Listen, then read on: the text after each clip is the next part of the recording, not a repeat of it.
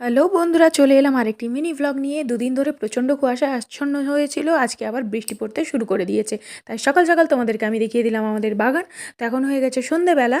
তো আজকে বৃষ্টির ওয়েদারে আজকে একটু করতে চলেছি পাকুড়ি, বেগুনি আর তার সাথে একটু পালং শাক দিয়ে নতুনভাবে করতে চলেছি পালং শাকের পর। তো চলো, কেমন হয়েছে না হয়েছে তোমাদের সাথে একটু শেয়ার করি। আবার প্রথম বেগুনিগুলোকে ভালো করে পিটোপিট ভেজে কড়া কড়া করে তুলে নিলে, এই যে বেগুনি ভাজা কমপ্লিট। এবার একটু আলুর বড়া করব আর লঙ্কা দুটোকেও ভাজবো। লঙ্কা ভাজা খেতে কিন্তু দারুণ লাগে বেসনে ডুবিয়ে ভাজা। এরপরেই ভাজবো পালং শাক, ভালো করে ধুয়ে পরিষ্কার করে আর বেসনে ডুবিয়ে আর দিয়ে দিলাম কড়াইতে। কুমড়ো, আলু, পালং শাক সবে কিন্তু লবণ দেওয়া আছে। খেয়ে দেখি কেমন কি হলো। কর্তা বলেছে আমি মুড়িটা বাড়ছি, তুমি আগে সবকিছু ভাজাভাজিগুলো রেডি করো, দিয়ে প্লেটে করে নিয়ে এসো। তো এই যে মুড়ুমে নিয়ে চলে এলাম। খেতে কিন্তু দারুণ হয়েছে। এই যে কর্তা খেয়ে বলুক। এই যে মুড়ি নিয়ে চলে এসেছে।